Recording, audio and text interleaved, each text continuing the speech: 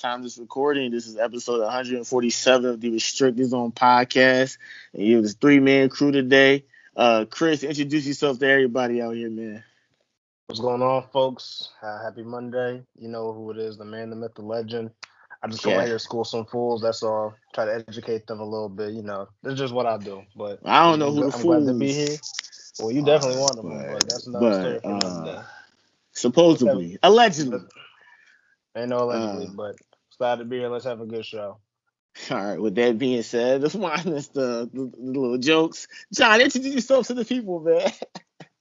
Hello, world. Just Johnny tapping back in again, baby. Listen, just an analyst, not an advocate, okay? Just an analyst, not an advocate. It sounds a little bit weird, especially with my guy C, but trust me, we just analyze here. All right, listen, man. Hey, listen, forgive us, folks. We a little bit rough, right? Did daylight savings hit y'all too? Because that spring forward, losing that hour tore me up. Yeah, definitely, man. We only 2 days into it. I literally witnessed time change. I woke up at 1:59 and I watched it go to 3. It was crazy. It was like, what? I thought I was asleep. I thought I was just dreaming it, but it really changed. All right, man. Let's dive right into this, man. We're hitting you with some right now. The NBA.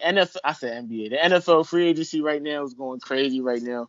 A lot of interesting, impressive signings, key signings, signings that kind of made you raise your eyebrow. But man, before we get into that, we're gonna talk about some of the 2 recent retirements from the National Football, the NFL, pretty much. And listen, let's start with Fletcher Cox. He's an Eagles legend. You know, he's done so much for this franchise. We was able to actually. I mean, Johnny, it's not a stretch to say he's a Phillies legend, man. I mean, it's not a stretch at all. What he's done for this franchise, we can't repay him, man. It's a blessing that he landed. You know, we was able. You know, he was part of this franchise for as long as he was too. It's not crazy to say that he's not only a Phillies legend, but in one of the NFL legends. He will be on his way to a yellow jacket, and he will be on his way to Canton, Ohio. There will be a nice Fletcher Cox head. I'm all for right there in Canton. I'm telling you, dog. Listen, the consistency that he showed throughout his career, it was one of the original Andy Reid picks, and I'm telling you, man, he might have been the best defensive tackle of his decade had it not been for a guy named Aaron Donald. Had it not been for a guy, that's the only name. Had it not been for Aaron Donald, other than Fletcher Cox, he locked up that defensive tackle position, bro. He brought value back to that position. No, he did. 1,000 thank you, sir. Share the Super Bowl championship. We love you, big guy. And yeah, man, 91 forever, baby. 91 forever. 91 to infinity, man. Chris, I'm gonna swing it to you, man. Before we get to another Phillies legend, go ahead. Okay, so before I even just say whatever I gotta say about Fletcher Cox, you said Aaron Donald. So let's not forget that there was another defensive tackle before Aaron Donald became big named Ndamukong Suh. Like, put some respect on his name because that brother was over Fletcher Cox when he was in Detroit. I don't want to hear it. It was arguable. It's arguable. I'm taking Detroit Ndamukong Suh. I'm taking Detroit. You really followed the Detroit Lions for a real. You wasn't. You wasn't feeling. I think respectfully, Fletch had the longevity, which beat him out over Ndamukong Suh. I'll give you that. Right. And that's only that. I mean, shoot, he had 5 sacks last year, which is impressive for half the snaps that he played. Okay. So you got to I'll give him that. So other than that, Aaron Donald is the only other guy. That guy's a freaking robot. So strictly in that position, listen. So I'm gonna keep it short and sweet. I'm not. Everybody knows I'm not an Eagles fan. He loves the Eagles. He lied. He's an undercover Eagles fan. I don't really rock with the Birds. He's an undercover Eagles fan. Fletcher Cox was a tremendous player. He is definitely going to be the Eagles' Ring of Honor. He might have a spot in Canton waiting for him, no doubt. He was on the team that won Super Bowl. So yes, he did. He's a Philly legend, and you gotta give him his flowers. So it was just time for him to call it quits, and he just said, "I'm out of here." It almost brought tears to my eyes, man. Crazy. Come on, Chris. Think of it. You got that Charles Woodson. It's like that, bro. Like, you know how it is when you celebrate a day one player. You know that. Okay. I mean, it's nothing like a home day one I get where play. you're coming from. I think the difference between Charles Woodson and Fletcher Cox is, well, one, Charles Woodson is just a better player in general, and number two, Charles Woodson left the team halfway through his career to go to Green Bay. Now he did come back, and I was happy he came back, but it's two different scenarios though. I love to put that in the chat. Whoever's watching the video, who you think was the better between Woodson and Cox? You know, that definitely be a good debate. Why is that? Why you know what? Let's just never mind. I'm not even going to entertain it. Just move on, please. Johnny, advocate for me, Johnny. Listen, man, it's all about defenses, dog. That's all. It's all about and he meant influence, impact. That's all. Like, that would be a nice little, conversation in the chat, I guess. Just Charles Woodson and Fletcher Cox as far as defense. I'm not entertaining it. All right, but we can't forget the other Phillies legend, man. Can't we forget about him, Johnny? Heck no. Could we ever forget about him? Bring out the beer keg. Come on. Where's it, Chris? Where's it at? Shout out! Come on, you know you're an undercover Eagles fan. Like, he's trying to hide it, guys. It's everybody's favorite mummer. He knows. Faster. He doesn't want to. He doesn't want to be public about it. I will say this, because I'm gonna get this over with, because I don't have much to say like y'all do. One, I watched his retirement press conference. I thought it was actually a really good press conference. It was. Had to say. It was. Two, I found it very interesting that when he originally went to Cincinnati, he was a walk-on as a running back because he didn't get any offers.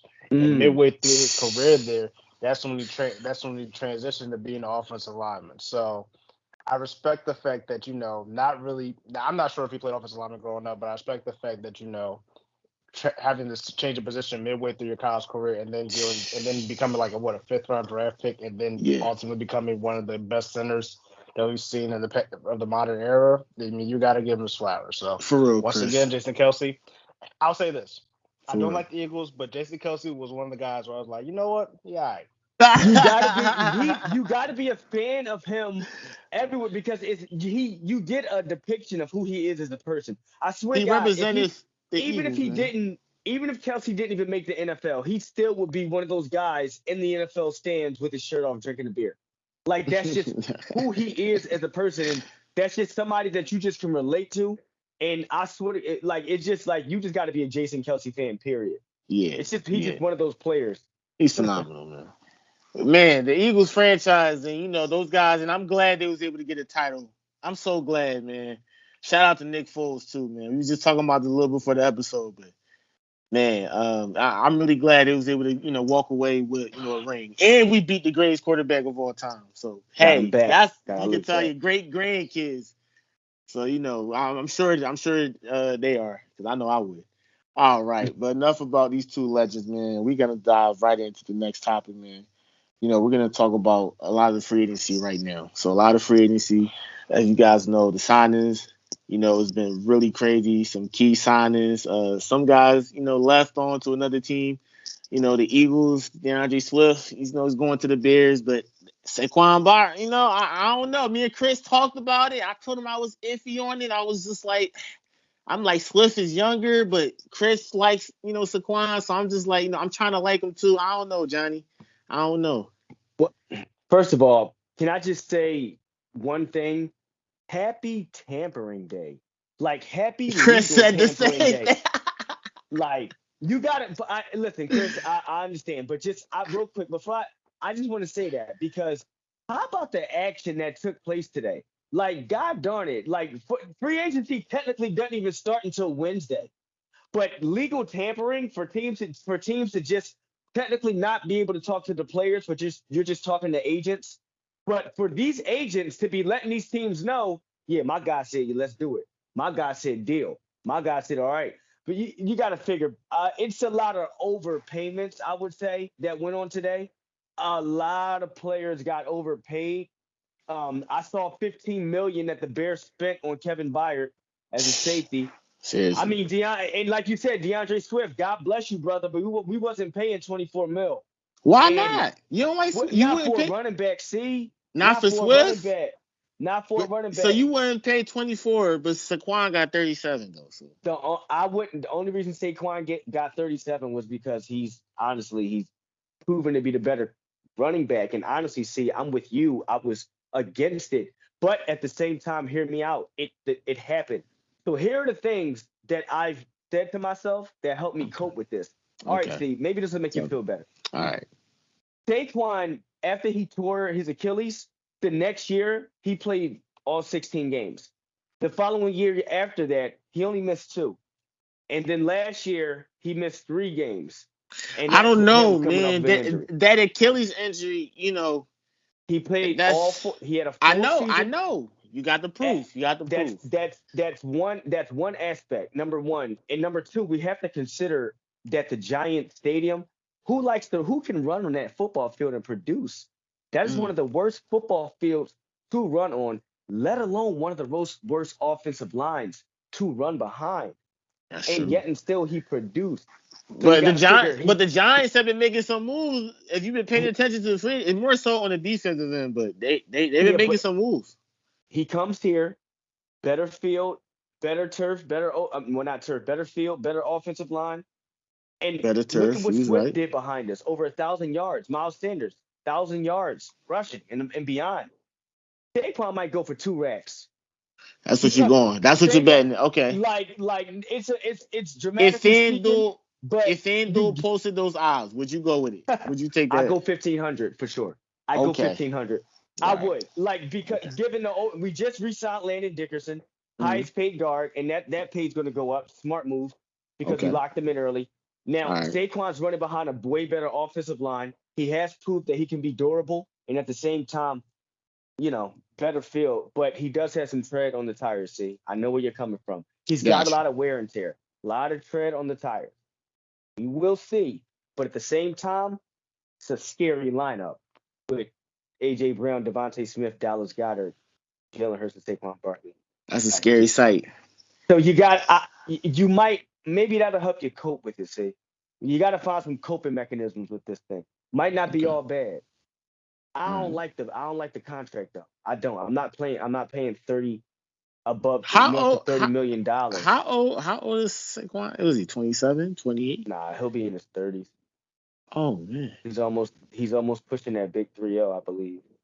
No, so he's 28, 29 then. He's not. He's definitely getting up there in age. He might have another 2-3 year window, but who knows? See, he built different. What they say about Adrian Peterson? They didn't think he'd be able to run for as long as he did. Let me see. Oh, he's 27. I knew I wasn't crazy. He's 20. Oh, 30. Excuse me. Yeah, no. That changes my whole perspective on it. I was thinking I thought he was pushing towards his 30s. I thought it was like 30. Not yet. He might got a 3-year. But he's 27. Window. Got a 3-year window. Okay, you know what? That changes my whole perspective on it. I think. Okay, then. Maybe that was the better move. I just don't know. Swift was the homegrown kid. I know. I wanted to see him succeed. And that's why. But remember, that's why we got to keep Reddit. Got to keep a sign. Okay. All right. That's another homegrown Hampton. That's all right.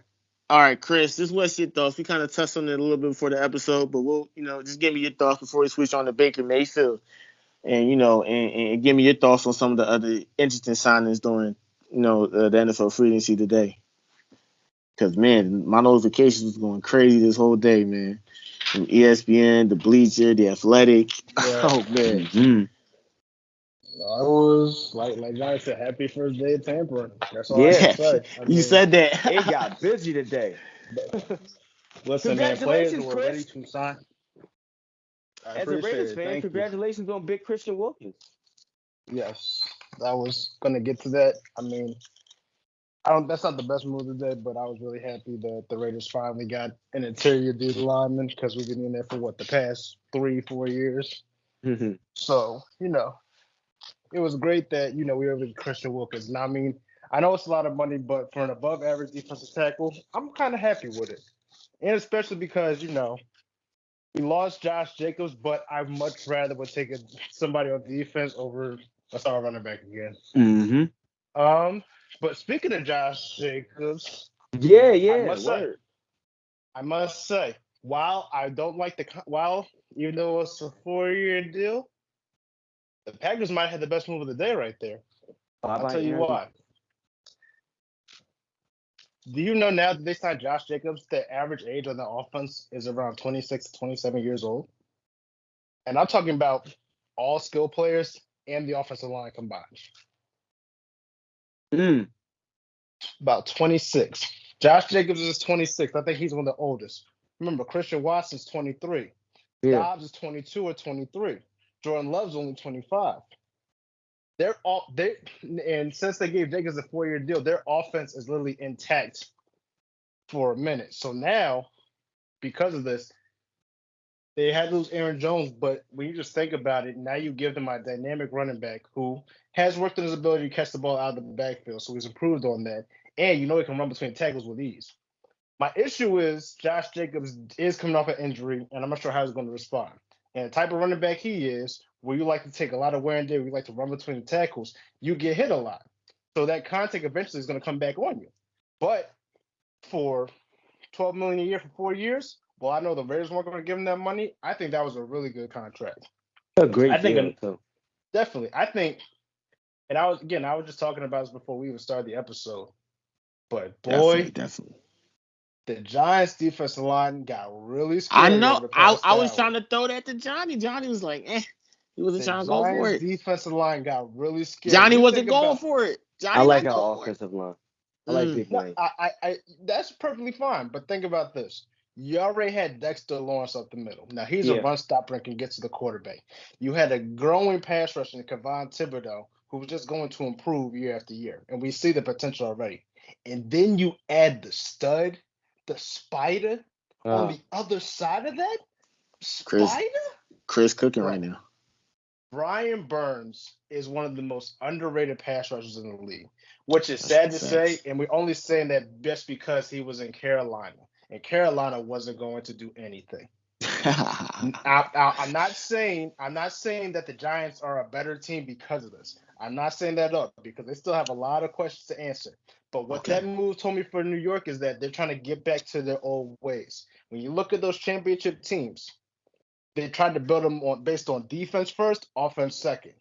That's what they tried to do. So them getting Brian Burns and giving him a 5-year deal, now they have time to build their defense. Yes, they lost Xavier McKinney to the Packers today. That's perfectly fine. You can find a replacement safety. It's very difficult to get studs on your defensive line, and now you potentially have 2 on your hands, along with Dexter Lawrence. That is crazy. That is really crazy. And I got one more team to say. Now, I'm going to touch on what Johnny said about the Eagles. Mm-hmm. I think when you look at it on paper, one, the Eagles offense looks scary as hell on paper. Looks scary as hell, top tier. And at this rate, with the Kellen Moore offense, I know he doesn't do much in the playoffs, but with Kellen Moore's system, I expect the Eagles to score no less than 24 points a game. If they don't do that, then there are some questions that need to be answered. Absolutely. And if there's questions, are we starting with the quarterback? Or you'll have to figure that out. Listen, the proof will be when you see the film. You'll see who's messing up. But I feel like the Eagles. But when you look at the Eagles team, the Eagles, they're skilled players from the quarterback to the running back now to the wide receivers to the tight end. There's no reason that they should not be able to put points on the board and points in bunches. Like the Eagles really have on paper have a top 5 offense. Top 5. That's true. We already had a debate last year. You got an emerging talent who's definitely wide receiver 1 in Devontae Smith. You got the true wide receiver 1 in A.J. Brown. Goddard's the top 5 tight end. Saquon, even with his injury history, and like you said, he's been durable over the past couple of years. He's 27, Chris. Yeah, that's my fault. I thought he was 30. He's top 5 running back. And then you still got Jalen Hurts. Now, the issues that will come into play is, while we're on the topic of Saquon, while the name is very attractive and stuff, you don't know if something just going to happen where he could get hurt again. That's my thing. He stayed durable. He has. And he's played with a much better offensive line now than he ever played with in New York. But it's football, and anything can happen. That's not the team I wanted to point out, though. Ooh. I got to say. I don't know how I feel about the Falcons. Oh, wow. Part of me looks at me like they're stupid. I'm saying that because one, Kirk Cousins is the best bag finesser I have ever seen. Oh, that man absolutely. is. He This said brother, he did it again. bro, the Absolutely. contracts that this man be getting, you would think this man is literally is a top 5 quarterback. The contracts he's getting, he's You not would. terrible. He can ball, Top 8. but yeah, Kirk Cousins he's always been that above average, Yeah. he good. has. Yeah, So Been that's what he is. so seasoned what I veteran. Keyword season. Yeah, yes, and boy, you finally get the Falcons a quarterback with their skill players, and they could be dangerous. There's only one reason why I said they're stupid. Only one. While I think Kirk Cousins will be a good fit, you also got to remember the brother is 35, and he's also coming off of tearing his ACL. And he ain't go through no rehab like Aaron Rodgers went through. He came back in 3 months. I'm still not even sure how that's even possible. yeah, that's crazy. I'm still not sure that's possible. But like Kirk Cousins also coming off of an Achilles injury. Now, just think about it. Last year the Falcons had a chance to again pay this type of contract, maybe a little bit more, but pay this type of bread to get a quarterback for the future. Lamar Jackson. Now we just saw Lamar have an MVP year. Why couldn't the Falcons just give him the money if they were going to look for a quarterback? If they didn't think Desmond Ritter was going to be the answer, why not just give Lamar that money? That's all I can say. But based off of what we saw today, I think both the Falcons, I think the Packers, and you know what? I'll throw them in there. I think Chicago all had really good days today. They were able to get Kevin Byard, a quality safety that could probably fit in their system better than he fit with the Eagles. They just picked up DeAndre Swift. My only concern is now that Swift is now playing behind the worst offensive line he's ever played behind in his entire career. Probably, but more than that, probably almost his entire football career. Because remember, the brother was at St. Joe's Prep, which was one of the top schools in Philly. Then he went to Georgia, which was one of the top schools in the nation. Detroit always had a good offensive line. They were just terrible before this year, so nobody ever talked about it. That's and true. Again, the Eagles also have always had a really good offensive line. I'm not sure how it's going to be this year from losing Jason Kelsey, so we'll figure that out. But their line is still put together. So now you're going to Chicago, a team that's had trouble with run blocking, pass blocking. He's going to have to figure. We're going to see how good of a running back DeAndre Swift really is. But we're saying that the Bears are slowly starting to put the piece together. And now their big question is, who's going to be their quarterback moving forward? Are they going to stick with Justin Fields? Or are they going to go after Caleb Williams? But I think based off the first day, the top 2 winners, in my opinion, have got to be the Falcons and the Packers. Well, I'm be honest with you, Chris. I'm thinking they're going for Caleb because he's just that generational quarterback that's coming in this draft. So I like the Packers. I like I really like those moves.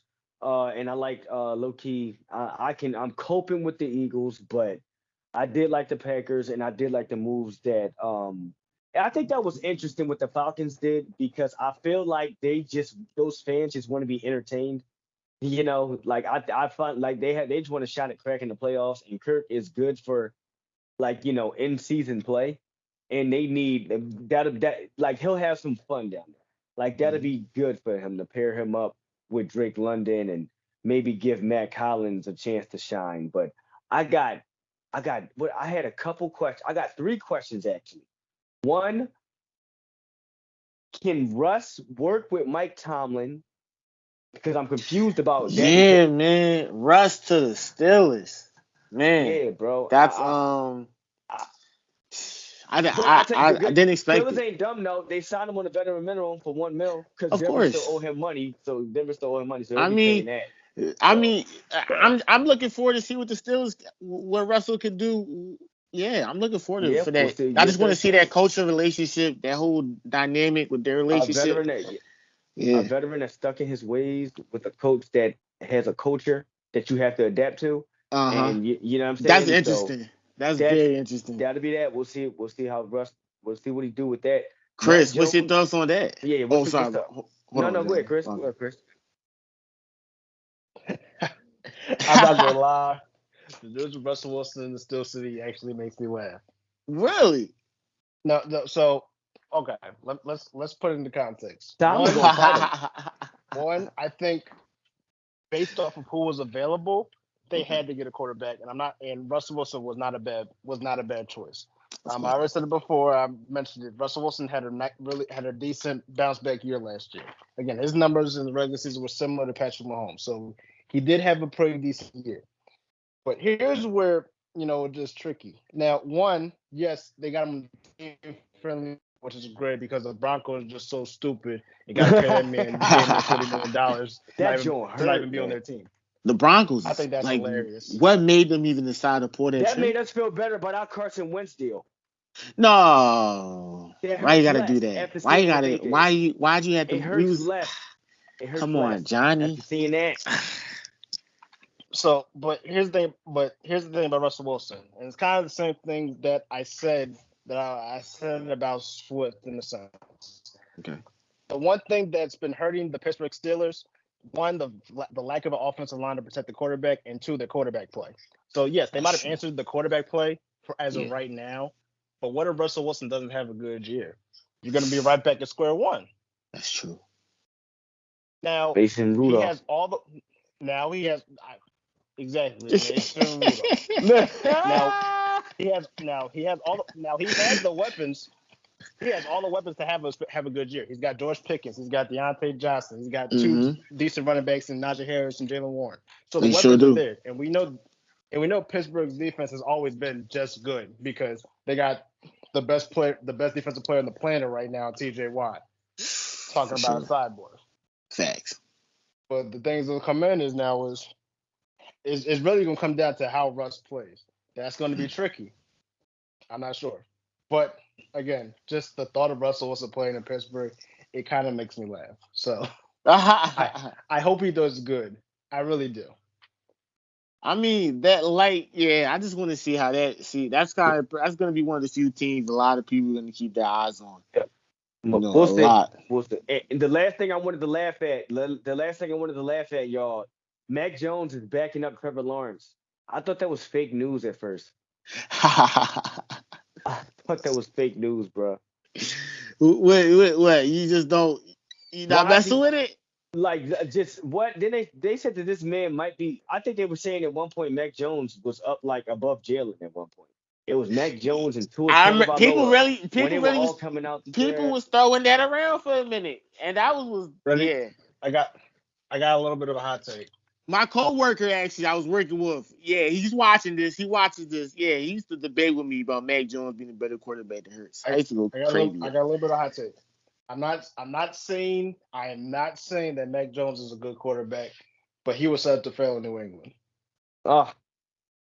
I have to say this because for the 3 or 4 years he was there, what the hell did he have around him? You gotta think about it. Jacoby Myers. Yeah, for one. Yeah, he had Jacoby Myers for 1 year, but that 1 year? But that year when he had Jacoby, who was calling the plays? Matt Patricia, Joe Judge. What? They weren't trying to call it. Joe Judge is a name drop. First, people got to know that. Let's just break this down. Matt Patricia, a man solely known for his defensive quote-unquote prowess and heavy on the quote-unquote prowess part because that brother stunk everywhere he went outside of New England. If we're going to keep it real. And he stunk when he went back to New England.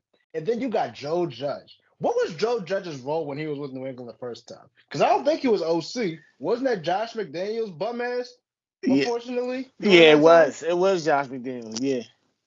Right. And yes, I said bum ass because he's a bum. And I will keep saying that. He's a Raiders fan, people. So he has full credentials. The Raiders have entered the building. Yeah, he has full credentials to make the critique. So those are his offensive coordinators. So there's people calling the plays for him. Now let's look at his weapons. Ramondre Stevenson, he's a decent running back. I like him. Cool. Okay. He's decent. I'm not gonna take anything away from him. Hunter Henry, a solid tight end. But how many teams is he the tight end? Is he tight end number one? Kendrick Bourne, a decent wide receiver, not terrible. But on how many teams is he the wide receiver? Is WR2? How many teams? Devontae Parker was WR1. Devontae Parker. Never mind. That's it. I haven't heard that brother's name since he was in the Dolphins and had that quote unquote breakout year. And then we got to go to this one.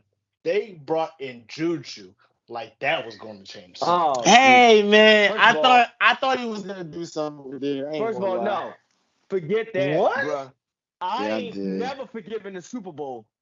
I will forever dislike Juju Smith-Schuster. You are banned from the restricted zone. He's up there on the list with Rudy Gobert and them. Like, hey, we can't disrespect Rudy no more, man. He's having that name. You can't do it no more. We have a blacklist on this, folks. Our real fans know we have a blacklist, and certain players are on that blacklist, and they will just be listed as bums forever. And yes, absolutely. I'm not doing that. Is on that list. Yo, you can put Juju there, but you can't put Rudy there, though. No, we're not doing that no more. That's what. Don't mind me change the location, but the point is, even though Mac Jones is not a good quarterback, he never had a chance to begin with. Yeah, well, keeping it a buck. So, Jaguars having them as a backup insurance is pretty awesome. Then we could, it's a better situation because it's less pressure, and Doug Peterson works better with quarterbacks.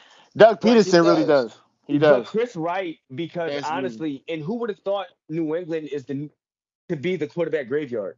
Kinda. They just signed Jacoby, I think, like an hour ago. They sure did. They brought him. So they'll pick. Let's see what he do. I mean, he'll die off there. They're not going to play him. Everybody knows New England. They ain't got a quarterback unless you. New England's definitely drafting. Chris, you're right. They're definitely drafting a quarterback. They're looking at Drake May, Jaden Daniels, Bo Nix. They're looking at one of them. JJ McCarthy. I've heard his name being thrown around a little bit going to New England. Really? Yeah. Okay. All right. Yeah. I mean, what pick would he have again? They got the third pick. Whoever go there going to be in some hell for a minute. I'll tell you that. Hey. Well, Bill Belichick isn't there anymore, so. Exactly, but who's calling the plays though? That's the thing. They'll find somebody. They don't have any skill position. That's not Stevenson. Gerard Mayo just got bumped up to head coach, didn't he? Yes, he did. He ain't gonna last long over there. Wow, come on, don't do that. D'Amico showed some things. I believe in Gerard. No, don't do that. No. Here. They can get 6 wins. You're missing what I'm saying. You're missing what I'm saying though. He's what we call a transition coach. Everybody has transition coaches. Let's look at the Texans. They went through 2 transition coaches before they came to D'Amico Ryans, and one of them I feel like shouldn't even got fired because the team was terrible to begin with. That's fair. Lovie Smith shouldn't have got fired, but because of Lovie Smith doing what he did and winning that last game, the reason he got fired. Yeah, they got CJ Stroud. Tanking. You talk about political. That was horrible. That was horrible. Hold on. So who's to say they wouldn't have got CJ Stroud then? Oh man. They could have. If they he cooking right now. Johnny, he cooking. He cooking. Bryce Young, that was no. We'll give him another year. We'll give him another year. You gotta give Bryce Young time. He had hell too, just like Mac Jones was. Just like that. I feel like it's unfair just to go off of 1 year or go. Then could you say the same thing about Justin Fields then? Would you say that No, he's got about. I mean, Justin Fields. Okay. Who he had around him? He had some. He got players. Yeah, right. There you go. You can say that. He has DJ Moore now, so that helps. Okay. DJ Moore, yeah. I think his biggest issue was the fact that for him, he held onto the ball too long because he wanted to try to make plays when they weren't there. And 2, his offensive line was horrible. So, he had to do what he had to do. Terrible combination. But the difference is with Justin Fields, he can make plays outside throwing the ball. Now, Bryce Young can run, but I don't think he can make plays without throwing the ball. Okay. Mac Jones damn sure can't make plays without throwing the ball. So you gotta give quarterbacks like that some time. You gotta sit. Let him develop. Build the team. So with that being said, the Patriots will be starting Zappy. It's crazy. All right, you know what? And Gerard Mayo's taking them to 5 wins. I don't even believe that. He'll be in New England for 2 years, maybe 2 years. 2 years. There you go. I'm saying 2 years. I feel now. What if he overachieves? Then what? How the hell you gonna overachieve with that roster? D'Amico did it. 2024, 2025. Anything can happen. Hold on.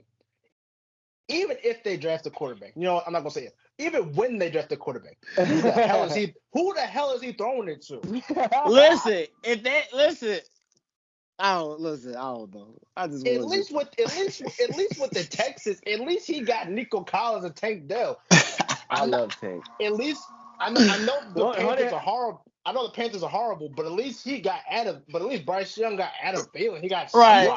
Right. Hunter Henry 900 yards receiving this year. Oh man. Listen, man. Before we move on to the next, put that down for your FanDuel. Hunter Henry over for 500 plus receiving yards this year. No, man, I love this topic. Before we move on to the next topic, do you want any other signings you thought was interesting, was key, that you're looking forward to before we move on to the next topic, guys? What you got, Chris? A lot of overpayments. That's it. A lot of overpayments. Tony Pollard goes to Tennessee, but I don't care about that too much. I think you know what? I gotta go back to the Packers. Grabbing Xavier McKinney was big. Because they lost I wanted him for the Eagles, see? Hey, bro, this Saquon pick, make no mistake about it. Actually, we need a safety. We still have No. I thought Saquon was like 30. Like, I thought he was 30. But I didn't know he was 27. So that changes my whole perspective on that, Chris. He'll be third with his contract. Yeah, so that a 3-year we get to see, so I like it. We'll squeeze that last little bit. Yeah, exactly. You get the last 3 years of that prime. So I'm not mad at all. Let's see what we can do with that. I'm scared for Swift now that you broke it down like that, Chris. Like, now you got me worried. I was just saying he was going to have a hell of a season. Now I'm all worried. Saquon should have went to the Texans. I'll take him now. You take him? He should have went to. Imagine him in Houston. I mean, I'd be saying the same stuff. It'd be that nasty on paper, but I'd be saying the same stuff I'm saying now. Mm-hmm. It wouldn't change my opinion. Hopefully, he don't get hurt. Just like I'll be talking about with Packers fans. Hopefully, Josh Jacobs don't get hurt. He don't get hurt. Hey, nice. Oh man, Swift. Hopefully, hopefully he signed a 3-year contract with them too. Okay. All right, let's go on to the next topic. We're gonna focus on the coaching, man. And we just talked about the man, Bill Belichick, man. Is it over? Is his coaching days done? Is it time for him to just give it up? No franchise wants him, in your opinion. Not a franchise he could turn around, elevate, improve. Not at all. You just felt like that's it. I got you. Bill, respectfully, hang it up, bro. Respectfully, hang it up. There comes a point in time in every coach's life. There comes a point in time in every player's life when you just can't do what you used to do. I mean, he could retire. Like, he got so many rings. Like, you. Yes, and that's great. But let me ask you this now. Let me just bring this on to you. Phil Jackson, great coach. Fabulous coach. I don't think I want him running the triangle in today's NBA. That's true. Okay. Because again, when he ran the triangle, not only was he running with greats like Kobe and Jordan and Shaq, but he was running in the time of the NBA when scoring wasn't as high as it is now. A lot of teams now put up 115 points in their sleep. Phil Jackson was only putting up maybe 100. Right, that's true. Like it's just a different time. And when you look at Bill Belichick, now one, the man sucked as a GM. So that's the first thing. And I've been saying that all the time. That man sucked as a GM. But even as a coach, you could tell like what he once knew what he could want. I'll say it wrong. Something he knew how to do, it just can't do anymore. It's a different era. They're different players. It's different mindsets. It's not the mindset. It's no longer the mindset of, okay, it's like almost like what's what I'm looking for? Not democracy, but hierarchy, I guess. That's what I'm looking for. Yeah, like hierarchy. It's no longer, or diplomat. It's no longer I say what I say X, Y, and Z, and you do it. I say how you say. I say jump, and you say how high. It's a different era now. It's different, and like his coaching methods just no longer work in today's NFL. Now he'll get taught. He will go down as one of the greatest coaches that not just football, but the greatest coaches that sports has ever seen, and nobody can take that away from him. Nobody will ever be able to take that away from him. But it comes to a point in time, and you just gotta hang it up. He had a great run. If he's not in Canton yet, he'll be in Canton. He'll have a damn statue outside Allegiant Stadium at some point in time. Probably next to Tom Brady, and probably with Robert Kraft over there as well. The Tom Brady better get one. He'll have a gold jacket. We don't have one yet, but it's just time. Go home. Go just watch football. Be a dad. Do whatever it is you gotta do, but you don't belong on the sidelines anymore. You can give advice to coaches. I wouldn't mind him being an advisor to coaches. He can lend advice.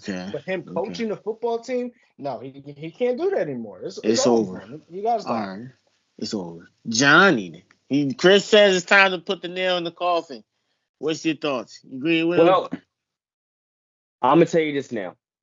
Honestly, to piggyback what Chris said, it's like this. It basically, he's right. It's a different time now. To prove that it's a different time, Bill Belichick had a couple of interviews. It's not like people just looked at him as old and done, and he had opportunities. He had a few interviews. Right. Something happened in those interviews where these teams said, you know what? This might be a different time. And he might be stuck in the past. The Panthers, Commanders, Titans, Seahawks, Chargers, Falcons, all no hires. Right. Ain't that many teams going to say no to a Hall of Fame coach, right? That is okay. That's a valid point. Nobody's going to say how many. You don't get that many no's, especially from teams, lackluster teams like that need coaching. That's true. I feel like he might want too much control. I feel like what Chris is saying is true as far as him not trying to hang it up, him trying to. I still feel like I have it my way or the highway. I still feel like he's one of those stickler coaches, those old school style coaches. And honestly, it's not too many of those in the league. You got your Andy Reid, you got your Pete Carrolls. I mean, I think a while back before he retired, like Jeff Fisher he had a nice little long stint. It's not too many old coaches in the league, not too many of them. And the ones that are old are pretty darn good, pretty darn decorated, which is why they're still coaching. Honestly, bro, like it's the reason that that he hasn't gotten hired yet. And now I will say him sucking as a GM, maybe not so much. I'm actually gonna I'm actually interested in that a little bit. I do believe he can be a consultant, but I believe GM or position coach might not be out the window. Let's look this up. Hear me out. Chris is not an advocate, just an analyst. Hear me out. I got a list. I was interested. I did some digging over the past what, since Belichick was on the Patriots, right? Since he's been on the Patriots and him retiring, he had a list of personal players that he drafted that he's responsible for. Tom Brady doesn't count. We already know what that is. We'll throw him out the window. Here are the players that Belichick actually brought into the league that turned out to not be not too shabby. Richard Seymour, he drafted. Deion Branch, he drafted. Vince Wilfork, Brandon Merriweather, Lawrence Maroney, Julian Edelman, Devin McCourty, Gronkowski, Daniel Jones, Dante Hightower, Sonny Michel, Jacoby Brissett, and Dietrich Wise. That's among those are the standout names. Other than the Daniel Graham, Todd Gibson, Don Copen, players that aren't worth mentioning, basically. Those are the standout players that he brought in. He didn't do too bad.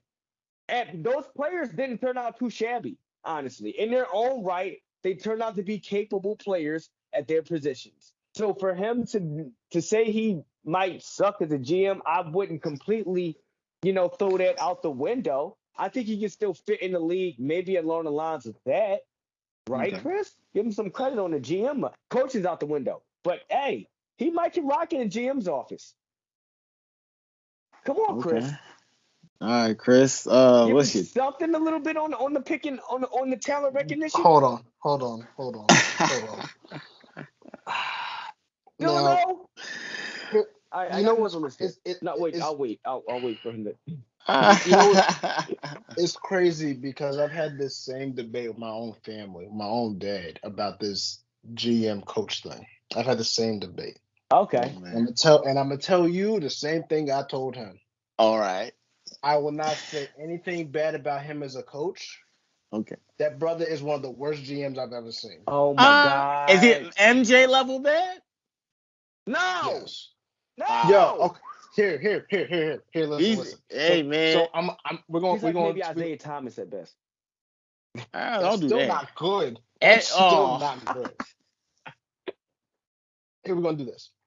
I'm glad you said that list. Now, yes, those are all probably players that he wanted to pick, but he didn't have that GM tag when they were on the team, when they got selected. When the man himself, Bill Belichick, had that GM tag, whatever, almost cussed, or whatever tag he had on him, when he was actually in charge of picking the players, you know who the only Pro Bowl was that he picked? Actually, it was two. I don't know the other one's name, but it was a punter. Hey, Saudi. You want to know the other Pro my God. You want to know the other Pro Bowler he picked during that time? And we're talking about almost a decade stretch at this point. A decade stretch. Matthew Slater, a special teams player. Gonna tell me that this man should be a GM? Damn, Johnny, he just cooked you. That's when he had full control. Yes. That is MJ level bad. I ain't gonna lie. Well, Tom Brady comes full compliment. He good. Thank God for him having Tom Brady. I agree with you on the part of being a consultant. An advisor, I can agree with all that. He has a lot of knowledge about the game that he can share to somebody. But that brother damn sure don't belong in the front office if he don't belong on the sideline. I'd rather see him back on the sideline than in the front office. Okay. All right, let's move on to the next one before we end it off. Listen, Steve Wilkes, the 49ers defensive coordinator. Listen, man. Hold on. Listen. What's the next step for him? I don't want to cuss. I really don't want to. But for right now, and for the purposes of who we're talking about, bleep the bleeping 49ers. Bleep Kyle Shanahan. You mean to tell me that man. So we know over the past couple of years that the 49ers defensive coordinators have all gone to have head coaching jobs. Yes. I'm sorry. I'm about to say Raheem Mostert, like he was with them. I am so sorry. Robert Saleh, D'Amico Ryans. They both want to get head coaching jobs after spending a year or a couple of years at most as defensive coordinator for the 49ers. Now Steve Wilkes comes in, another defensive-minded coach who did a pretty damn good job as a defensive coordinator for the 49ers. He sure did. I don't think it was the defense's fault that they lost the Super Bowl. I was shocked when he got fired. Didn't make sense. I don't think it was defense's fault. The offense did not capitalize on all the opportunities they had. And I say this about my team all the time. At some point in time, when your defense is constantly out there, they are going to get tired. They are going to break. No defense can play like 40 minutes straight. They're going to get tired at some point. How is that the defensive coordinator's fault that the offense couldn't capitalize? Kyle Shanahan, when you, an offensive guru, are supposed to know how to put points on the board. The quotation marks. Skilled players, and you have skilled players everywhere across the field. And you not on that offensive line. Chris Jones mangled them. It's the second time he's been there and he lost. Yes, but you can't keep putting points on the board. And then, right, and kind of like you said, why did Steve Wilkes become the scapegoat for the offense not fully showing up? Man. That's what I'm just so confused about. Steve Wilkes, for all we know, if he actually stayed on board, maybe had another year under his belt as defensive coordinator, the brother could have probably been a head coach somewhere. He could have been. But no, you want to throw him under the bus because the offense couldn't score. Like everybody knows, and I'm sure we know the truth. I'm sure everyone knows the truth, about this. I mean, listen, we know that they played against the greatest quarterback playing the game right now, and in my opinion, about to be the greatest quarterback I've ever seen play the game in general. Okay. But you again, you had it in your grasp. All the offense had to do was score. That's all they had to do. Capitalize on the opportunities that they give you, especially considering that the Chiefs had a top 3 defense this year. So there weren't going to be many. You got to capitalize, especially if you're trying to win a big game. How in any way is that Steve Wilks' fault? So why he got to get fired? I wish he would get a head coaching job. I'm not saying he'd be a good head coach. I'm really not. But I want that man to get a head coaching job. I want him to go to Carolina. I said Carolina. I want him to go to San Francisco, to the Bay. Look at Kyle Shanahan. Go shake his hand before the game and say, "I'm about to whoop your ass today," and then proceed to whoop that ass. And proceed. Oh man, proceed. I'm loving this episode. The fans. I would love for that to happen. I don't know where he's going to go. I think he'll be a defensive coordinator somewhere. He'll be a linebackers coach.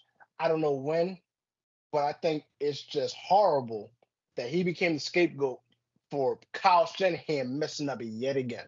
I'm making a short clip for that, Chris. That's going on TikTok. Pin me. That's all I need to say. Pin me. Man, listen, Johnny. Chris he made some real valid points, undeniable, truthful points. I mean, just give me your thoughts on this before we end the episode. You gotta go, bro. You gotta. I mean, what's the next thing for him? He didn't like Chris said, he wasn't that darn bad as a defensive coordinator. He actually wasn't that darn bad as a head coach. He had a stint with Carolina. They went 6-6, and he almost made the play, and they almost made the playoffs at the interim head coach with them. Right. They just didn't keep him throughout the season and whatnot. But honestly, and he's from a Charlotte kid. He was from over there. He had some pride there. But then he moves on from there. And now another questionable, him losing his job, another questionable way.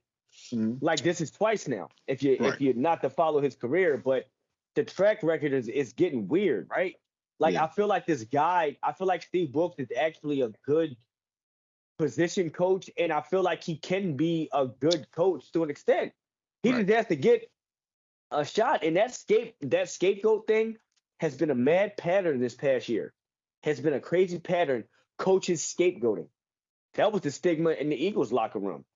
Coaches just pointing fingers and throwing it under other coaches under the bus and putting it on coordinators. And seems like the same thing went on in this past Super Bowl over in San Francisco. But be that as it may, Steve Wilks, he did have some head coaching interviews with the Falcons and Los Angeles Chargers. Me personally, I like him for the Chargers. I feel like if he is going to move on or he gets a position somewhere, I really hope the Chargers call him. That type of defensive mindset and the fact that he is pretty efficient when you give him a job, like the Chargers need coaching efficiency. That's one thing they need more than anything is coaching efficiency. Whether it's offense, defense, head coach, they need coaching efficiency somewhere in that front office. So I say Steve Wilks, give the Chargers a call. See if they're hiring. Because at the end of the day, I think that'd be a good fit for him. Honestly, he can't go back to Carolina for obvious reasons, but I like Steve Wilks, bro. I don't think that Super Bowl was his fault. I don't think that situation in Carolina was his fault. I feel like he's got the short end of the stick throughout his career as a coach, period, whether it's head coach or defensive or position coach. I just really hope that going forward, he actually gets his just due. Because Steve Wilks, I think he's got a lot to offer a team. He's one of the good coaches that's still out there, honestly. Okay. Oh, that's fair. That's fair, man. Amazing points from you guys, man. I mean, before we end off the episode, you guys want to add anything else, man? Yeah, I just want to say something. Hey, Bill Belichick, forget what Chris is talking about. Just go ahead with Peyton Manning, all right? Just call him, sign on to Omaha Productions, all right? I heard Peyton Manning was calling Bill Belichick to join Omaha Productions. And listen, he'll be on there with who we got over there. We got the Manning cast, Nick Saban's over there. Like imagine Nick Saban and Bill Belichick like just talking football. Who would want to listen to that? Hey, Chris, you down for that? That's lovely. I'm down for that conversation. If you don't want to be an analyst or a consultant, Go ahead with Peyton Manning. And look, here's something funny. Tom Brady's going on to Fox with Gronkowski and Julian Edelman. He signed on to that broadcast. Imagine them two having like a media beef. Listen, I'm not saying I would listen to it, but I'm pretty sure there is an audience out there that will listen to a Nick Saban and Bill Belichick talk football.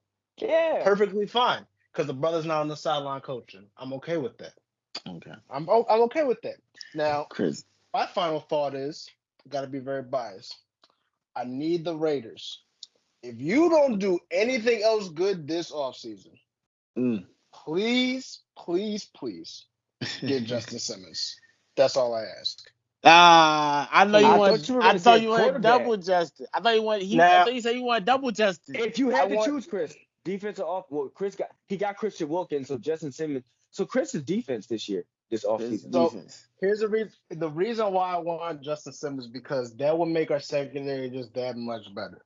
Because I already like the cornerbacks we have. I think a lot of people sleeping on Jack Jones because he was just kind of there last year. He made a couple highlight plays. No, the brother can actually ball. The brother can ball. He's a dog. Nate Hobbs is a slot corner. And I figured that out finally after watching him play the past couple of years. He's a slot corner. I need him in the slot. We can worry about another cornerback. You can pick that up in the draft. So I'm not really concerned about that as of right now. But I'm still kind of skeptical over our safeties, more so than linebackers. I would love Justin Simmons because, one, if I had Justin Simmons back there with Trayvon Moore, I can't pronounce his last name. I like Justin Simmons over Mike Epps. Epps ain't it. Y'all could have kept him. No, it's the reason we got rid of him. I like Epps too, but he wasn't it. Yeah, y'all could have kept him. Y'all need a safety. Y'all can grab him back. Send us a 5th rounder or something. We'll take it. You got him. But yes. Oh, Raiders, pick up the phone, get a trade together. If it has to include Hunter Murphy, so be it. Get Justin Fields. Get Justin Fields. He's going to clear the fields for sure. Please get Justin Fields. It would be a movie over there for the Raiders if y'all got Justin Fields. And Simmons too. It dreaming. Chris would talk shit the whole year. I'm not gonna talk shit. I'm only going to do that if you start it. We can't never end the episode peacefully, man. I just want the team to be competitive. That's all I want. And I feel like we're going to be competitive if we get Justin Simmons and Justin Fields. If you don't do anything else right this offseason, if you make 5 boneheaded moves, you'll be Eagles fan. You better make sure that Justin Simmons or Justin Fields is on the team. That is all I want. And Chris said if you don't do it, he's going to become an Eagles fan. So I'm looking forward to you guys not doing it. Come on, man. We got a chance. Yes, you guys heard it here live in action. So listen. When Saquon tears his ACL in training camp, don't come. He's gonna kill you. He's gonna kill you in the chat. See, and there it is. Dude, we're not doing this. But we're gonna end off the episode 147. We're not gonna do this, Chris. You're trying to bait me. I'm getting this off the air. But that concludes episode 147. Hopefully you guys enjoyed this episode as much as we enjoyed recording this episode. Leave a like, comment, subscribe. That's our YouTube at Restricted Zone Pod. The Instagram is at Restricted Zone Pod as well. You can follow us on all streaming platforms: Apple, Spotify, Google Podcasts, iHeart. The linking tree and the link is going to be below inside the whole description. So just check that out. You can follow us on all social media platforms, Instagram. Each and every single one of our Instagrams is below as well. So check that out as long as the main page. And yeah, just leave a like, comment, and subscribe. And the best part is you don't got to pay a dime or a penny. Just share it out, support it, leave a comment, tell us what you think. And yeah, man, we just be in tune for the next episode. Thanks a lot, everybody.